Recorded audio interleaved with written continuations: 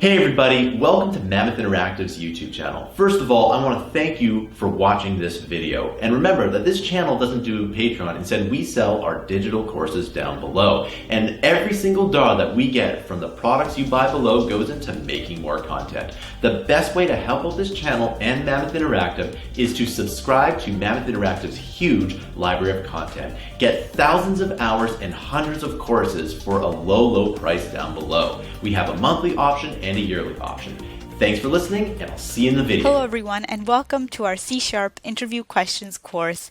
In this lecture, we're going to be introducing all of the topics covered in this course, as well as previewing the different interview questions we're going to be covering. Not only will you learn how to solve interview questions, you'll also learn the thought pattern, you'll learn how to recognize thought patterns, you'll learn the best way to answer each question and how to approach topics and various types of questions, and you'll also learn about time complexity and space complexity. Let's go ahead and introduce the different topics. So we have 10 different sections here, beginning with section 0. We have fizz, buzz, and time complexity. We're going to be answering one of the most common interview questions that is very well known, fizz, buzz, and we'll also be discovering time complexity in depth. So we're going to look at the types of time complexity and algorithm examples of each. The time complexity you need to know, as well as big O notation. Then in section 1, we're going to look at our first set of interview questions in the string and array category. This is arguably one of the largest categories asked about, so strings and arrays are number 1. We're going to cover topics like reversing words, rotating arrays, looking at isomorphic strings, and finding the kth largest element in an array. All of those questions, we're going to define all of the terms you need to know, as well as how to approach the solution and build out a running solution. And of course, we will have all source code for you at the end of each section. Then in section 2, we are going to look at matrix interview questions. This includes questions like setting matrix zeros, finding the spiral matrix, and finding the number of islands. Another commonly asked, extremely popular question is the number of islands. So we'll be getting to all of those, and we will have questions of different difficulty levels. That way you can see exactly where you are at in terms of being able to pass the test. In section 3, we are going to answer linked list interview questions. We will solve questions like implementing a stack, adding numbers, and reversing linked lists. Then in section 4, we're going to look at the binary tree data structure. This course is going to be covering data structures and algorithms, the most common ones you need to know for the test.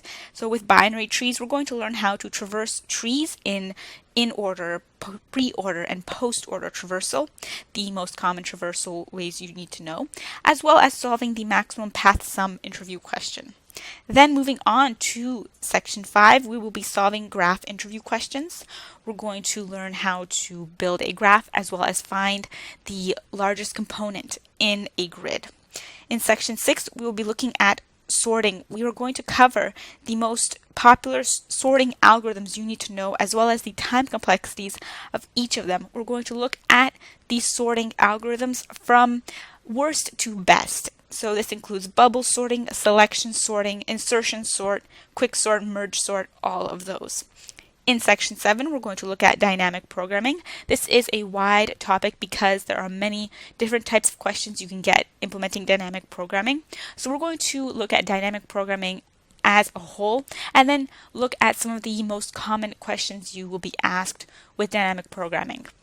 In section 8, we're going to look at bit manipulation. Bit manipulation will allow you to build extremely efficient and clean solutions. So if you can master bit manipulation, that will definitely show your skill at the test. We're going to cover questions like first introducing all of the bitwise and shift operators you need to know, as well as solving questions like the single number, finding the single number in an array, finding the number of 1 bits, otherwise known as the Hamming weight, in a question, and more. Now, we will be covering all of the terms you need to know, so not to worry about that. Depending on your difficulty level, you will either need to learn all the terms with us, or you can go ahead and go through all of the questions with us. In section 9, we're going to look at combinations and permutations, interview questions concerning those. These two terms come from math and they are extremely important to know because the two are easily confused, but you should not confuse them. So in section 9, we're going to solve questions like finding permutations, finding distinct permutations, as well as the common question finding the letter combinations of a phone number. And then finally in section 10, we'll be looking at math interview questions. If you can understand math and how you can apply math to solve these interview questions, you'll be able to create extremely clean and efficient solutions that will be very impressive. So of course math is a huge topic. There is a lot you could potentially cover. We're going to be introducing the concept of math, the patterns you should recognize, and why math is so valuable, and where you can recognize the ability to use math instead of something slower like iteration or recursion or even sorting. So math is extremely efficient. We're going to answer questions like reversing integers, finding palindrome numbers, and the popular Excel sheet questions. Alright, so let's go ahead and introduce the browser IDE we're going to be using, the Integrated Development Environment. That is known as REPL.it. This here is REPL.it. It is a completely free website and you don't even need an account. You can just click on Start Coding and you can immediately begin coding. You can select your language of choice. We'll type it in C# and click Create REPL to immediately create a file right in your browser, and you can run and test all of your code in the browser. And REPL is extremely useful, so we're going to introduce it quickly now.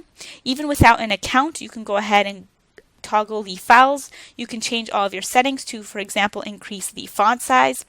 And you can also show files and download all of your files just by going to the Files sidebar and clicking Download as zip.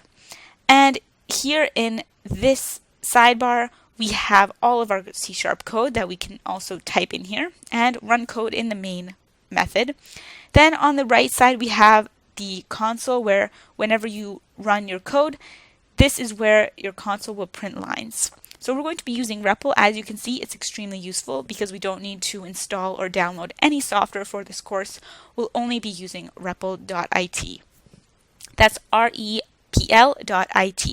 That is all you need to know to get started in this course. So let's go ahead and move into the next lecture, where we're going to be solving our first interview question, the most common one, fizz buzz.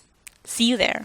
Hello everyone, and welcome to our C# interview questions course, the first question of our interview questions. We're going to be looking at the fizz buzz interview question, which is one of the most commonly known and most popular questions. It goes print the numbers from 1 to 100, and for multiples of 3 print fizz instead of the number, and for multiples of 5 print buzz.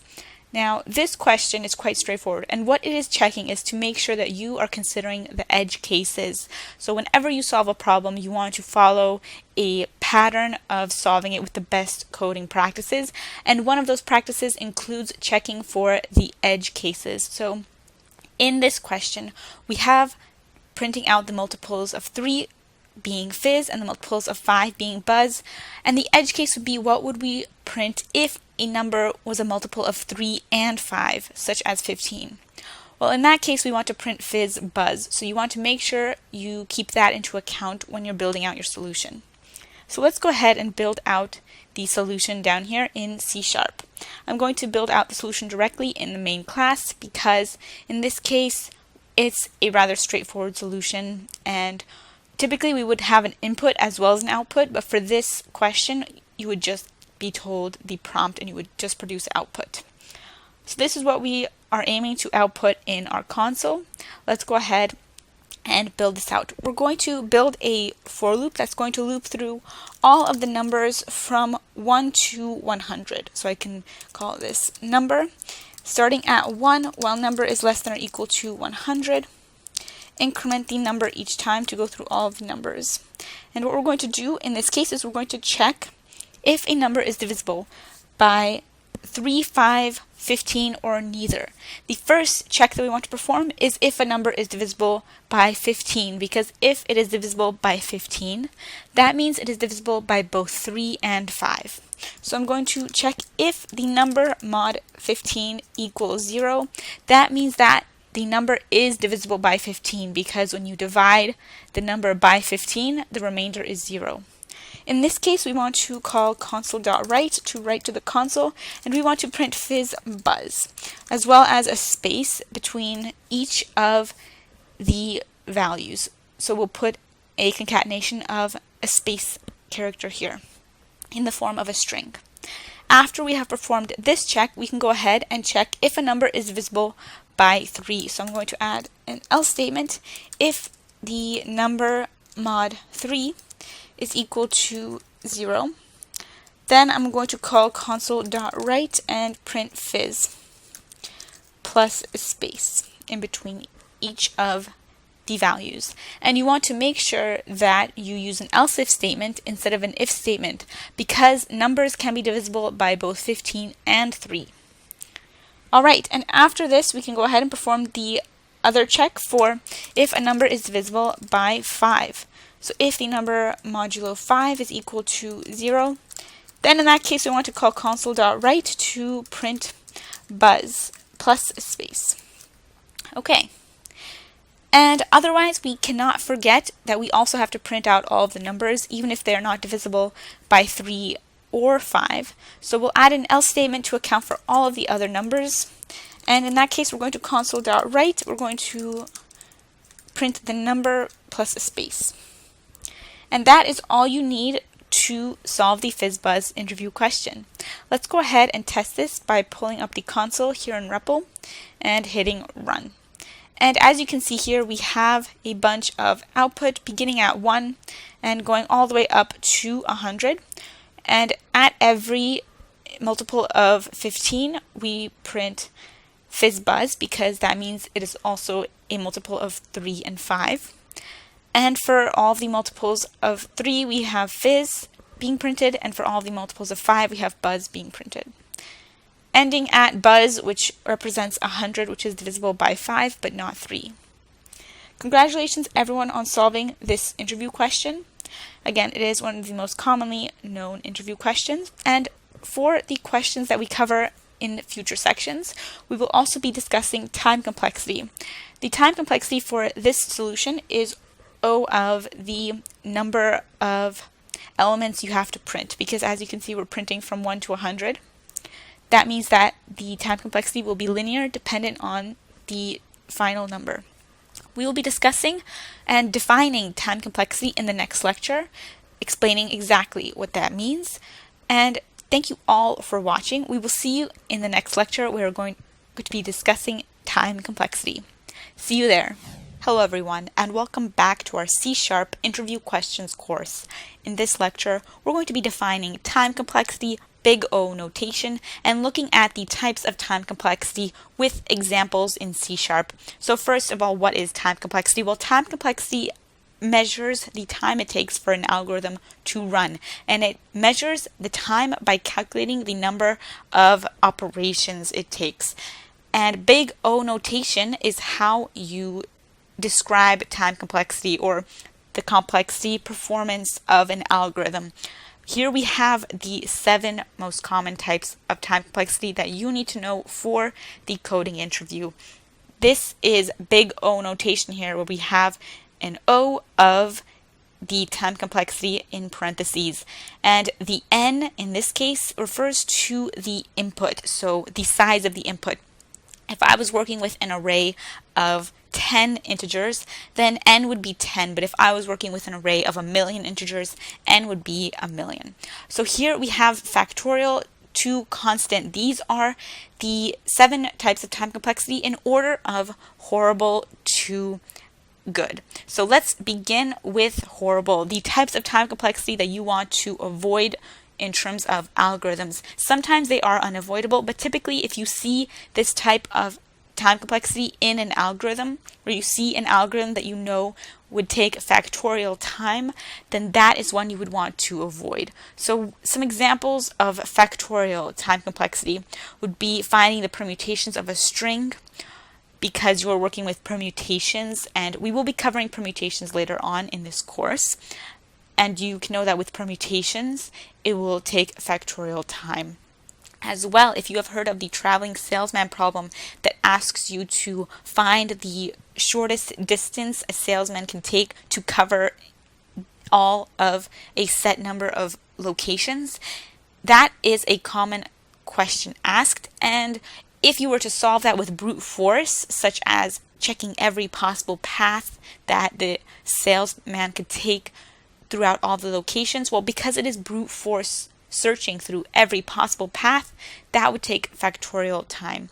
Let's build out an example in C# of this first example, factorial time. Well, one example, as mentioned, is finding all of the permutations of a string. We'll go ahead and build out a quick example of what this would look like. That way you'll be able to recognize all of these algorithms.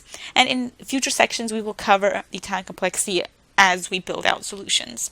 So I'm going to go ahead and just build out a method called, find permutations of a string. And so this would take in a string as my input, and it would also take in one of the characters, such as the left character as well as the right character of the string, because we want to go throughout the entire string. So this would be the starting character and this would be the last character. And finding all of the permutations means finding all of the ways that the characters can be rearranged, even if it becomes gibberish.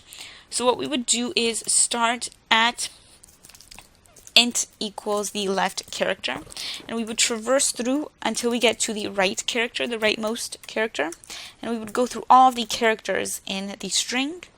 And what we would do is assign the string to equal the swap of the string as well as the left character and I. So in order to rearrange characters, we would perform swapping. And of course, we would have to add more code for the swapping, checking for edge cases, etc. But this is a general picture of what factorial time would look like. We are swapping the left characters with all the other characters to find different ways we could rearrange the string and its characters. Then we would call find permutations again inside of itself recursively on the string. Now string is a keyword, so let's just call this string input, because you don't want to use keywords for variable names, so we'll just make this string input.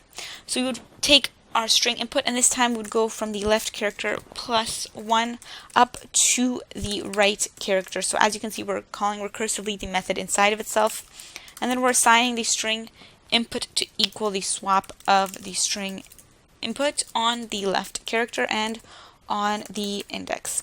Now, don't worry if you don't understand what all this means. We will be covering permutations later on in this course, as well as swapping. However, for the time being, you can see that this is factorial time because we have to swap all the characters with all the other possible characters, and that would be factorial time. And this also comes from the math for permutations, from the mathematical formula of the number of permutations.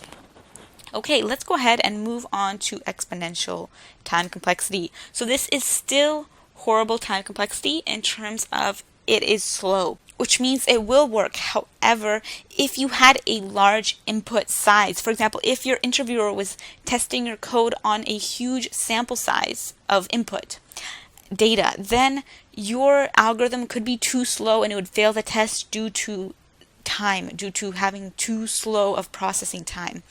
Therefore, you have to be aware of time complexity and making sure you are thinking about, can my algorithm handle large input sizes, because you will be tested on that.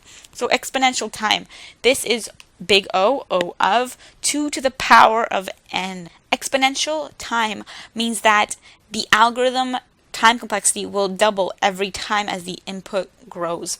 So it is slightly better than factorial, however, not by much. Some examples of exponential runtime would be finding all the subsets in a set, as well as, again, the traveling salesman problem, if you were to solve it with dynamic programming, which we will cover in this course as well. Let's look at an example through code of exponential time complexity. Well, if we were trying to find all the possible sets in a set, that would require exponential time. For example, if we had an array of integers 1, 2, 3, and we had to find all of the subsets, well, that would be 1 2, 3, 1 and 2, 2 and 3, and 1, 2 and 3.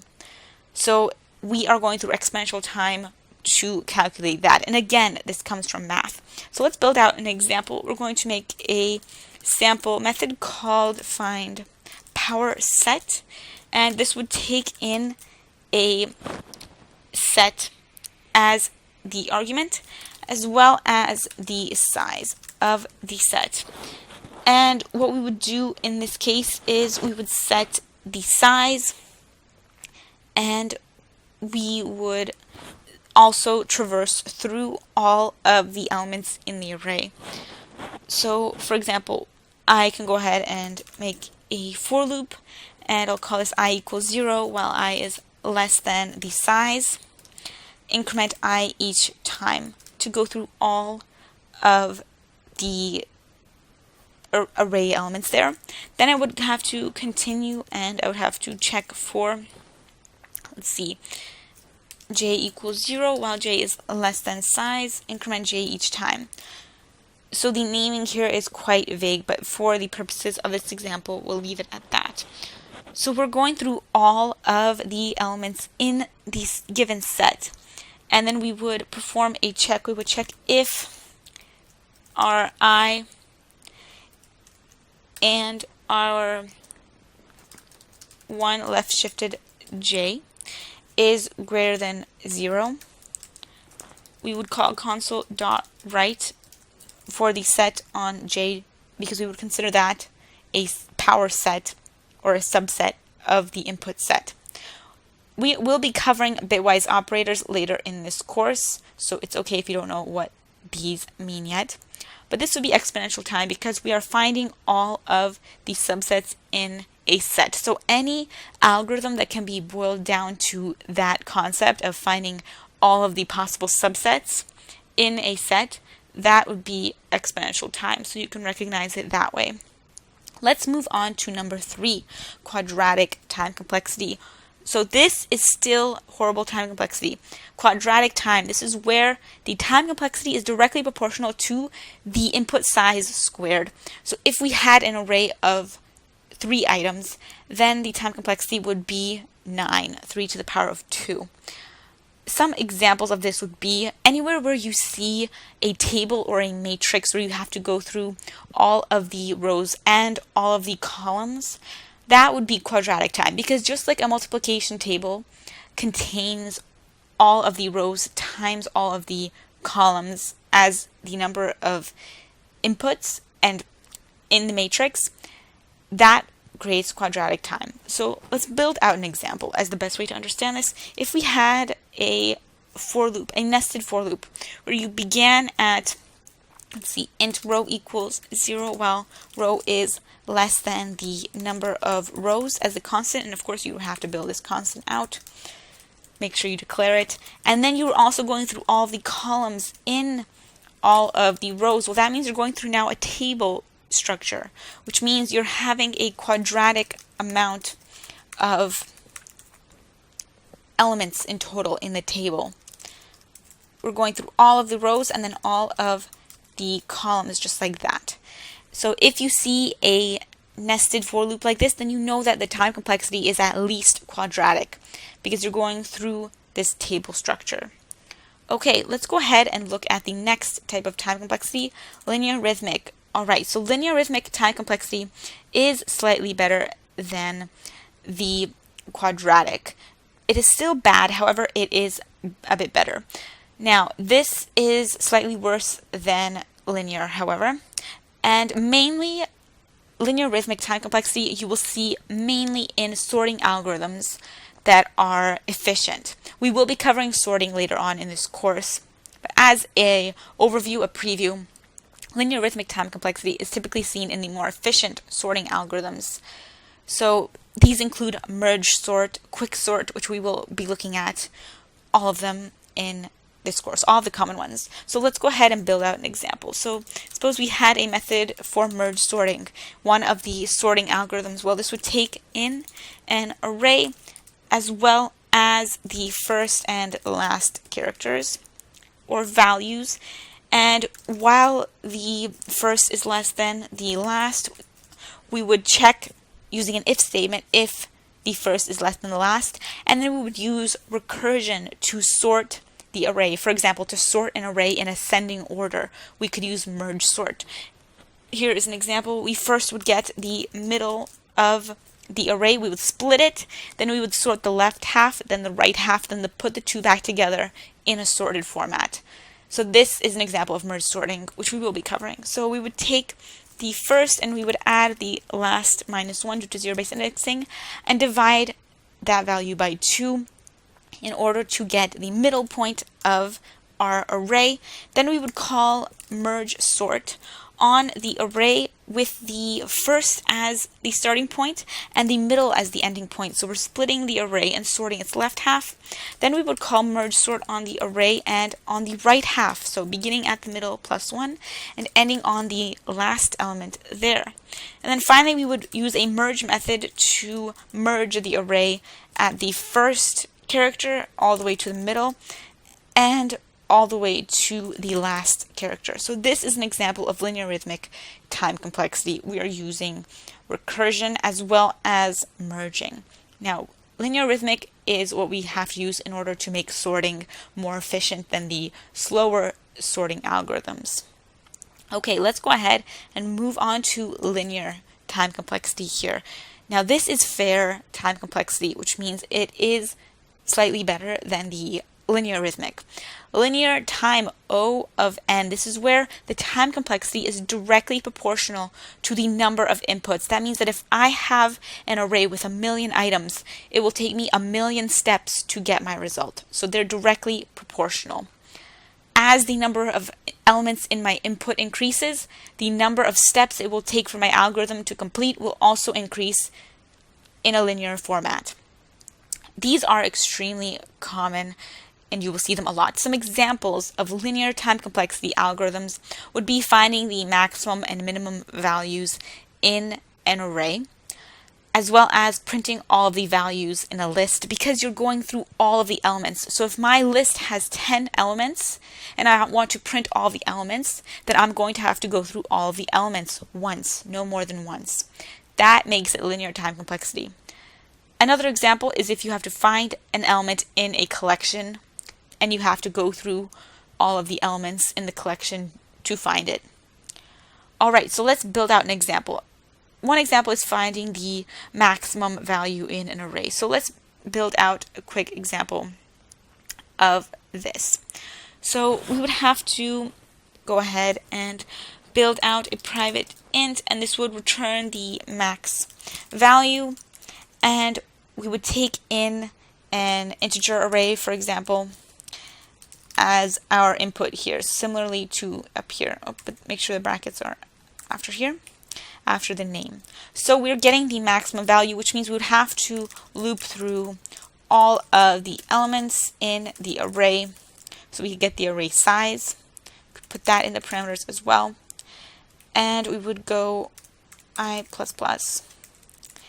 And then we would use a counter, so I would have an int maximum and I would initialize it to 0, and then I would perform a check. If the maximum is less than I, well then I would assign maximum to equal I.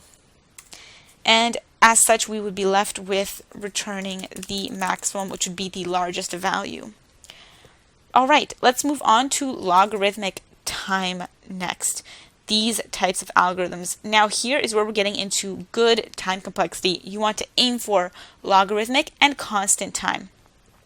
The logarithmic time complexity means that the complexity increases as the size of the input increases, but not directly, so only slightly less than the input that is given. Now this type of algorithm with logarithmic time complexity, this scales well. So that means that you could handle a large input size, such as if the interviewer throws at you 1,000,000 elements in the array, you would want to aim for a logarithmic or constant solution. Some examples include binary search, because you're using the divide and conquer technique efficiently, where you break a problem into subproblems, which saves you time. And another example is looking for an element in an array, such as a dictionary specifically. If you're looking for an element in a data structure of a dictionary, well, you would know that the dictionary had the words sorted. Therefore, you could search more efficiently than having to search through all of the elements in the dictionary, because you know that you can split the problem into buckets. You don't have to look through the entire dictionary to find a word that begins with A, for example. Alright, so let's go ahead and build out an example of binary search so that you can see what binary search looks like from a preview point of view. So we're going to make a method, and it's going to be called binary search. And this would take in an array. Now you can have the brackets there, and we're going to start at some value in our array and end at the last value, and we will also have the value that we're searching for, so typically it's called x. And we would perform a check to make sure that the last was greater than or equal to the first, to make sure it was valid. Then we would assign a middle point, because as mentioned with binary search, we're splitting the problem, so we have to split it at a point, such as at the midpoint. And we would assign the middle to, similarly to how we have seen in previous examples of time complexity, we would begin with finding the middle in the same way, with the last minus 1 due to zero-based indexing divided by 2. Then we would check if the element that we're looking for is the middle itself. Then we can immediately finish the search if the middle happens to be x. So we'll check if the array at the middle is x, then we're going to return the middle as the value we're searching for. However, if the middle is not x, then we have to perform binary search. So what we will do is check if the array at the middle is greater than x. Well, that means that because we have our array sorted, if the middle is greater than x, then we only have to search one half of the array. So we are going to return, recursively calling our binary search to search for the element x, but this time we're searching on the array, starting at the first element and ending at the middle minus 1, because we only have to look through the left half of the array this time. And we're still searching for x. So as you can see, we're splitting the problem. Instead of searching through the whole array, we now only have to search through the left side. So this saves us time. However, if the middle element is less than x, well, in that case, we would have to traverse or search specifically through the right half of the array. So I'm going to return my binary search method call recursively on the array, starting at the middle plus 1 this time and ending at the last element searching for x. So we have split our problem into subproblems, saving us time, which makes for that logarithmic time complexity here, O of log n. Okay, and if we did not find x at all, then we would just return -1. Alright, so that was an example of binary search. Let's look at the last type of time complexity, the best one on our list. This is known as constant time. So this is good time complexity. Constant time is where your algorithm will always take the same number of steps. It will always execute in the same time, no matter how large the input size is or how small the input size is. If I have 1,000,000 elements or one element, it will always take me 0.01 second, for example. Alright, so some examples of constant runtime include bitwise operators, primary operations, which we will be looking at.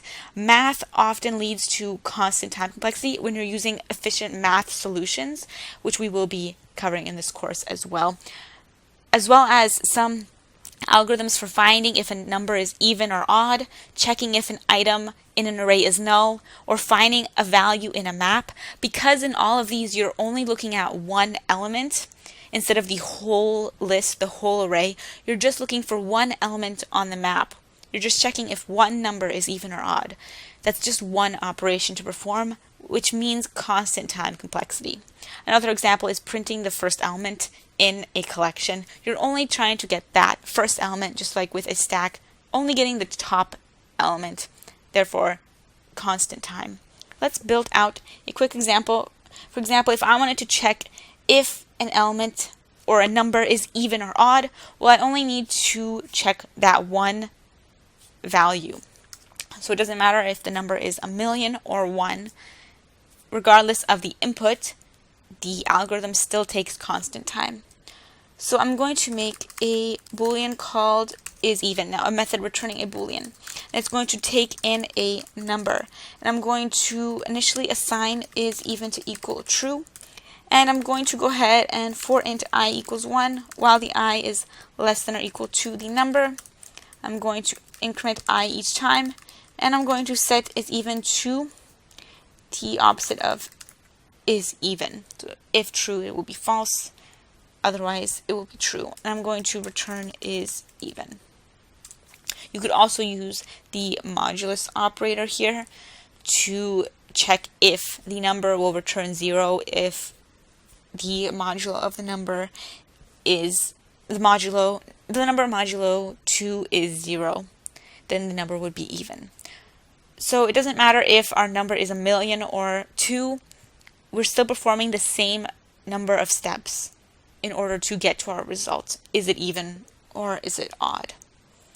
Alright, congratulations everyone on learning about the most common types of time complexity you need to know for the interview test.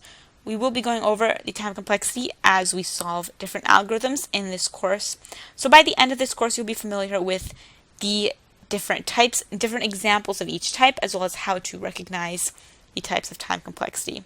There is also space complexity, which refers to the space in memory that your method, your solution, your algorithm takes up. For example, if you are building a lot of new arrays or a lot of new strings to find your result, well, that's going to take up more space in memory because I'm needing new memory addresses for my new strings, my new arrays. So you want to avoid having new variables as much as possible if they will take up a lot of space. So that is efficient space complexity as well.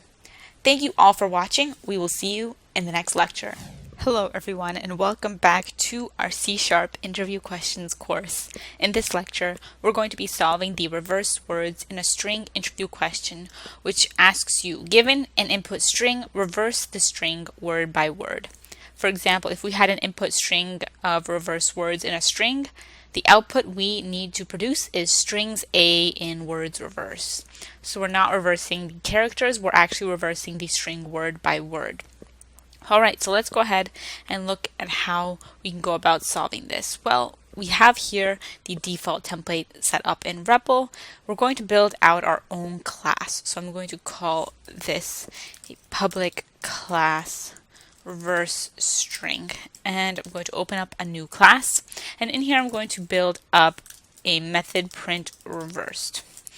And I'm going to put in our input string here. It's going to be an array, a string type, and we're going to call this input. And we're going to start with our input, such as reverse words in a string. So I'm going to put that in right there. And then I'm going to call the .split method to split at every space. That way we'll be left with a character array containing all of the different strings. Rather, we'll be left with a string array and it will contain all the different words.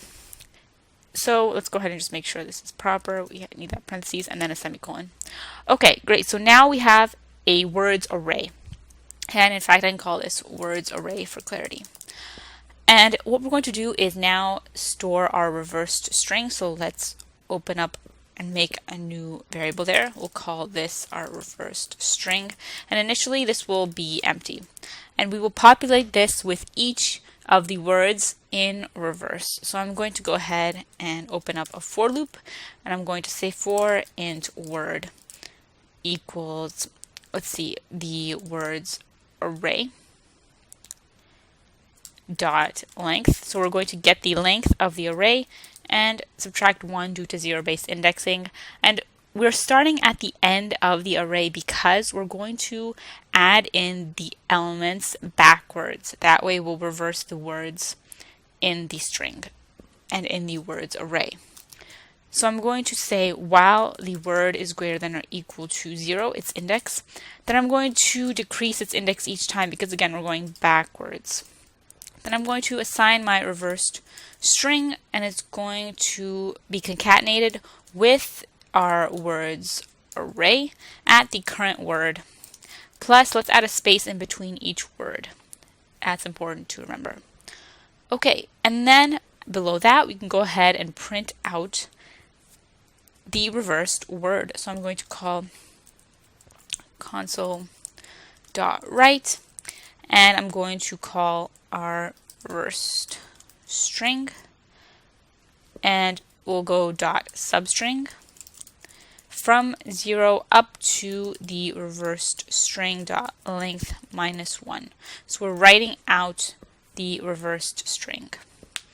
Okay, let's go ahead and test this down here in the main class.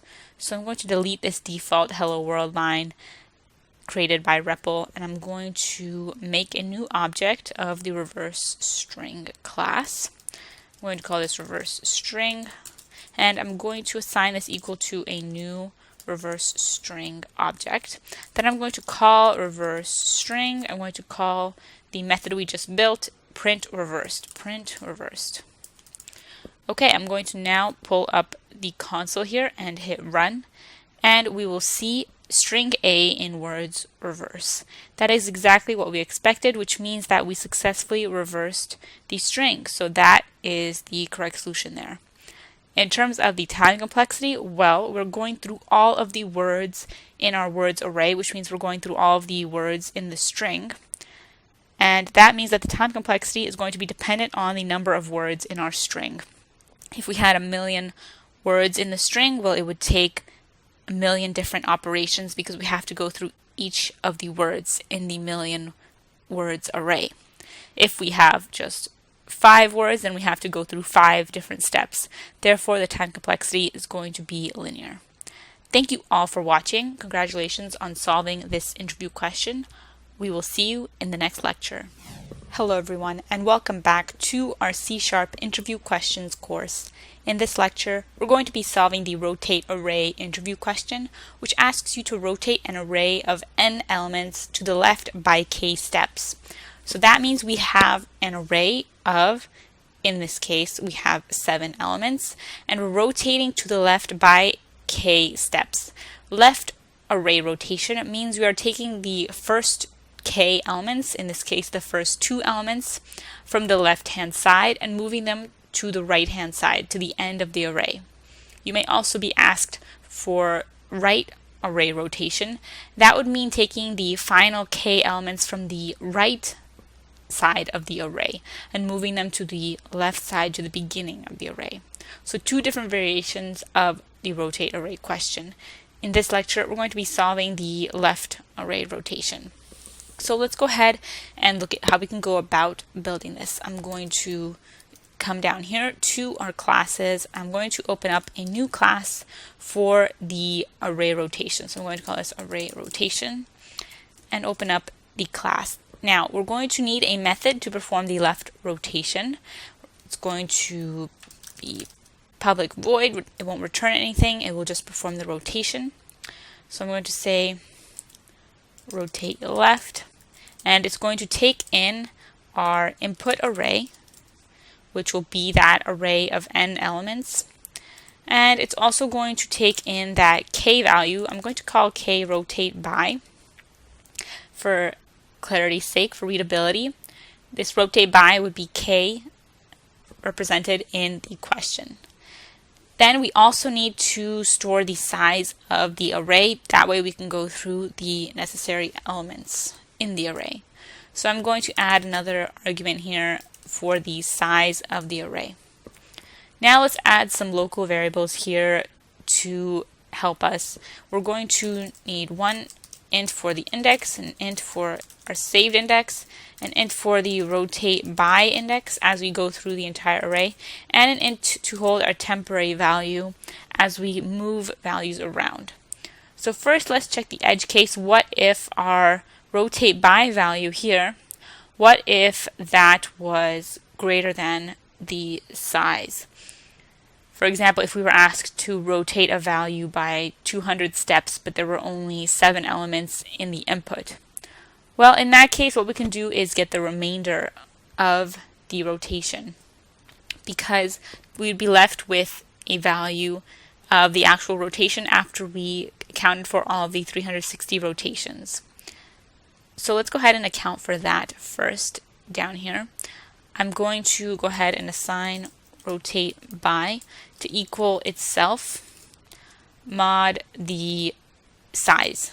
So the size of the array, for example, would be 7 here, and if we had k being equal to 15, well then we would go through 2 different rounds to get to 14, and that would be 360 rotations, which means we would be left with the same array at the end.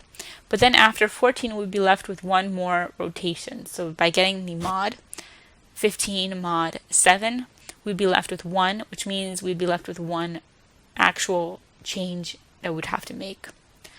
So that is what we're accounting for with that modulo operator there.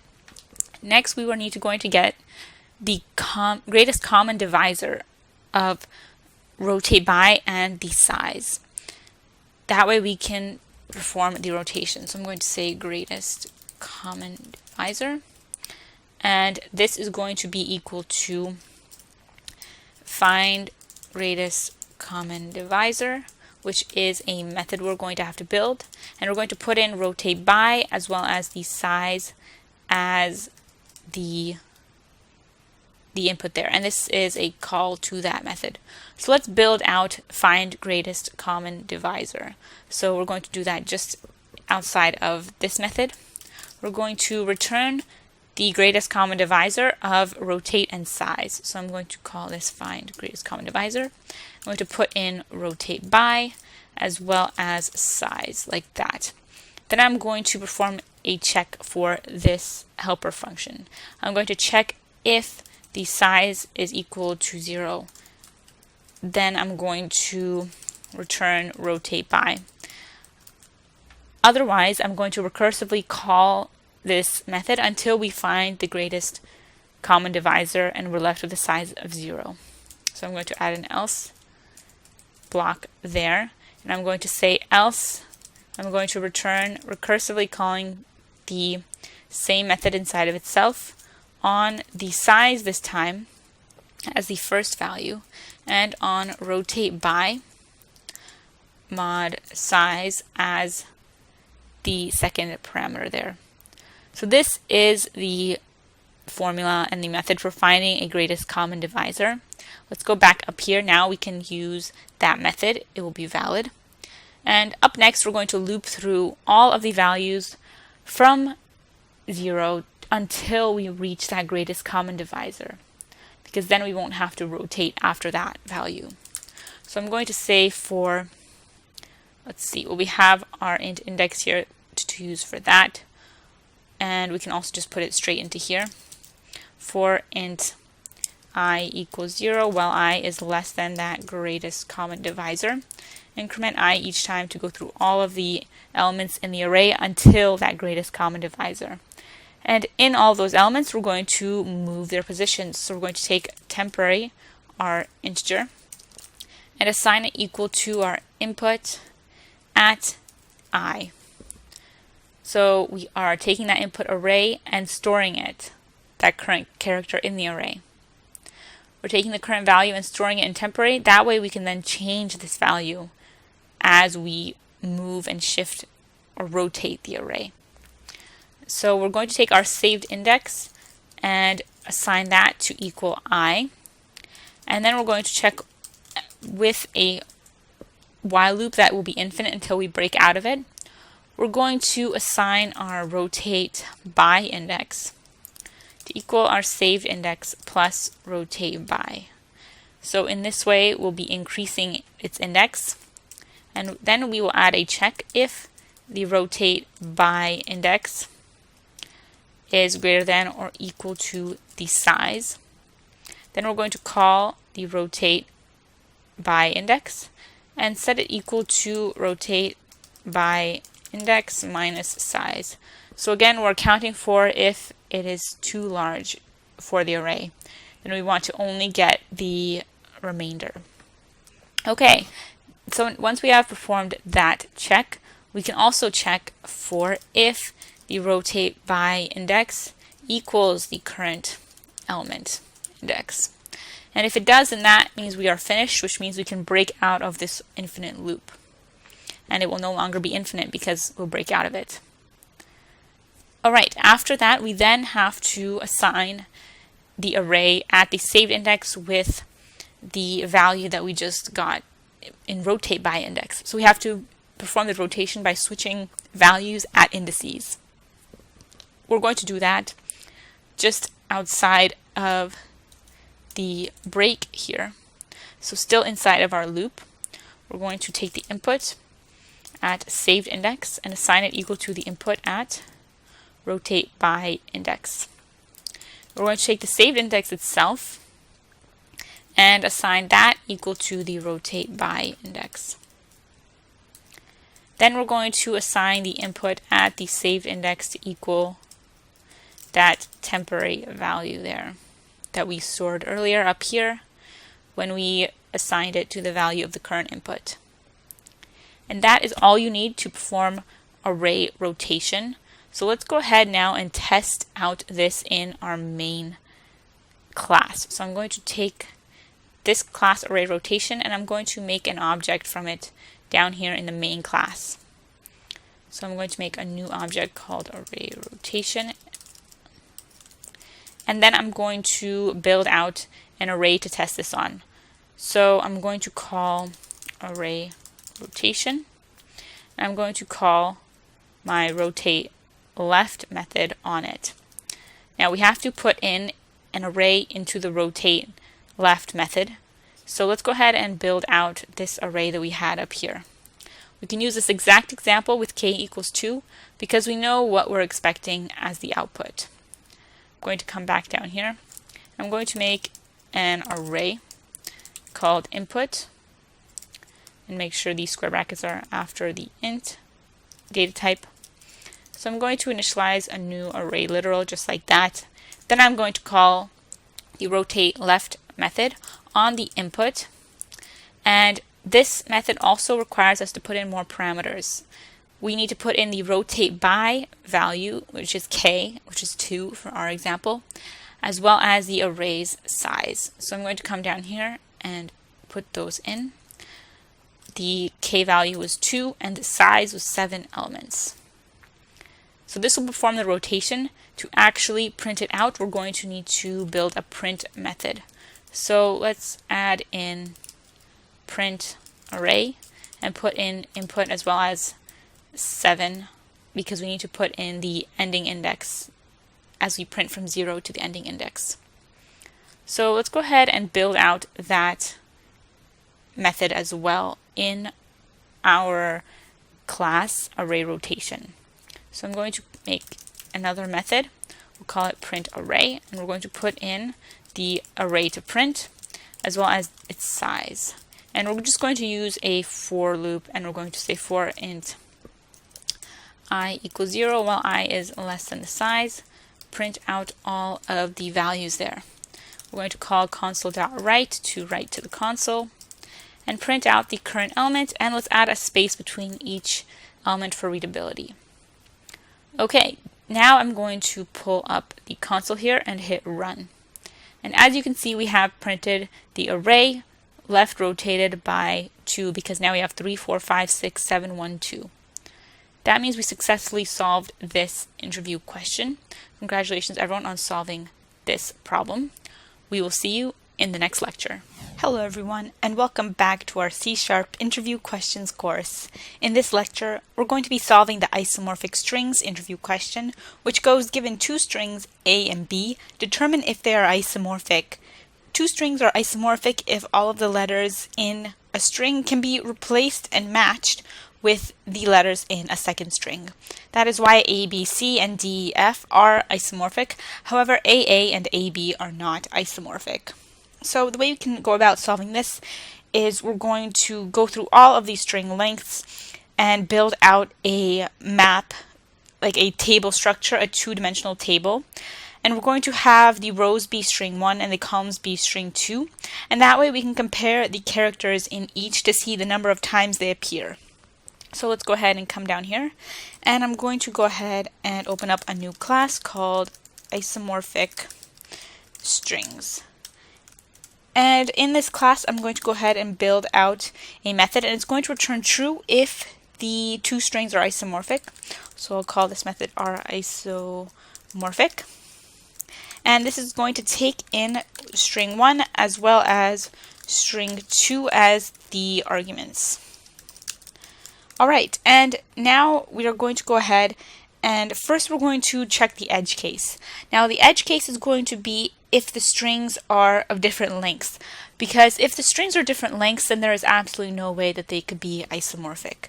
So I'm going to check that. First I have to store the lengths of each string, so I'm going to say string 1 length is going to be equal to string 1 dot length, and string 2 length is going to be another variable, and that will be string 2 dot length. And then I can perform the check. I'll check if string 1 length is not equal to string 2 length. Well, then I can return false, because we will know immediately that these strings are not isomorphic. However, if they are the same size, then we have to perform the check to see if they are isomorphic. And to do that, what we're going to do is build out a table. So I'm going to use a Boolean table, true or false, to see if we have visited characters. So I'll call this visited characters. And I'm going to initialize a new Boolean of 256 as the maximum value, as the number of elements in this one-dimensional array.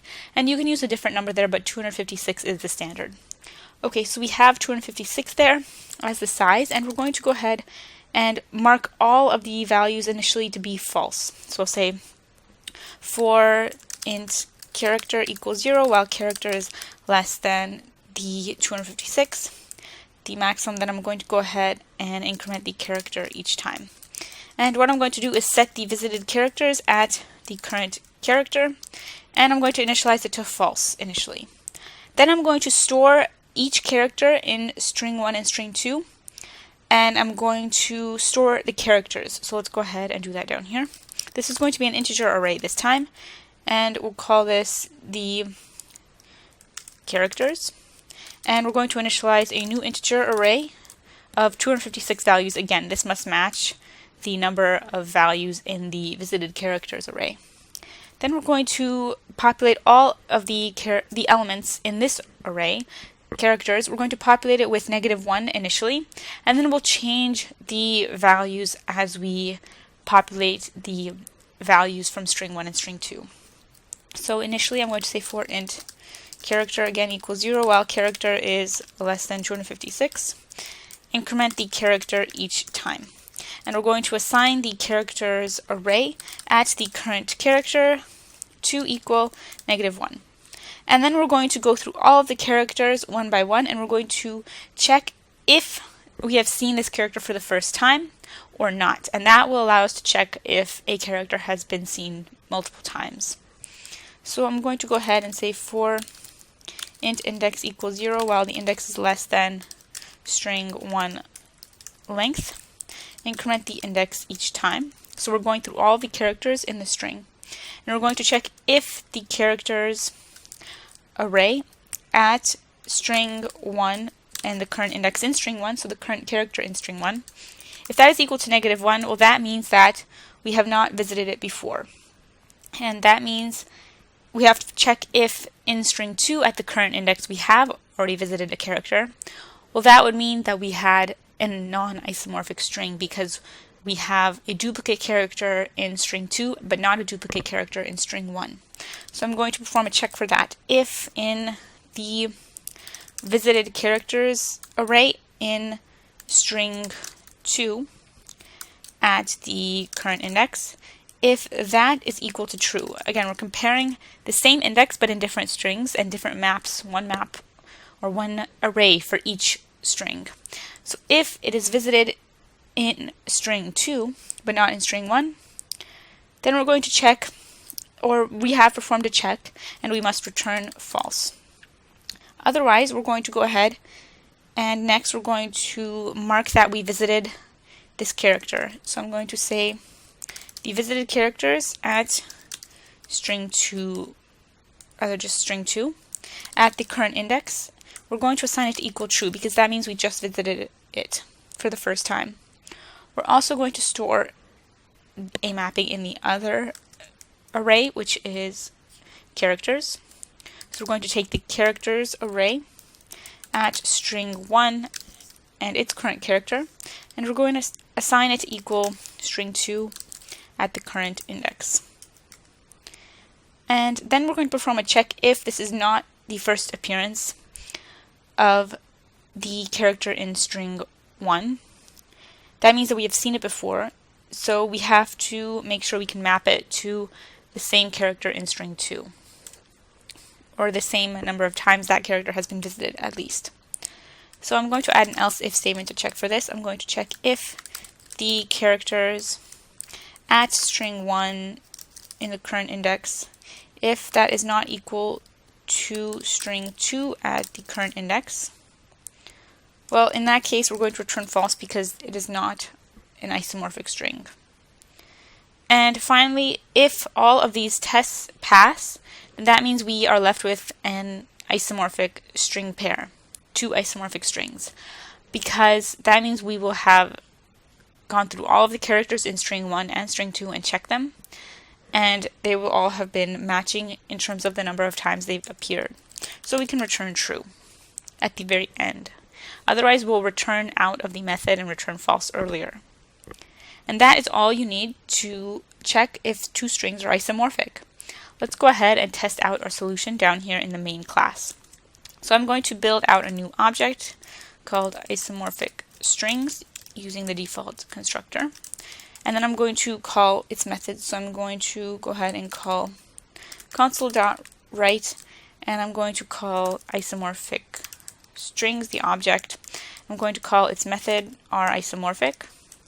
And I'll put in 2 strings such as ABC and DEF. We know that these are isomorphic, so we should have true being printed in the console. Before we test this, let's do a quick review. So I'm going to come back up here, and as you can see we have our isomorphic strings class. Just make sure it's a class, not a constructor there. And we are checking if 2 strings are isomorphic, first by checking the edge case, and then by building 2 different arrays, one array for string 1 and one array for string 2. And then we'll be comparing the characters and the number of times they have been visited. And if they've never been visited before, then we will assign them to having been visited where needed as we visit each character. And thus we'll loop through both strings and we'll get return true if and only if they pass all the tests. Alright, so let's go ahead and pull up the console and hit run. And as you can see, we have true printed in the console because ABC and DEF are true. They are isomorphic. We can test this solution on non-isomorphic strings by adding 2 D's here, which means now we have 2 duplicate values and 1 single value, whereas we have 3 single values here, which means these 2 strings are not isomorphic. And as you can see, false is printed in the console, exactly as expected. So congratulations everyone on solving another interview question, isomorphic strings. We will be continuing looking at more string and array questions in the next lecture, so we'll be sure to see you there. Hey everyone, thanks for watching this course. If you want to watch the rest of the course, the link is down below. Not only will you get the access to this course, but you'll get access to a lot of other courses in a huge bundle, and it's on sale today. So buy before the sale ends. Thanks for watching, and I'll see you in another video.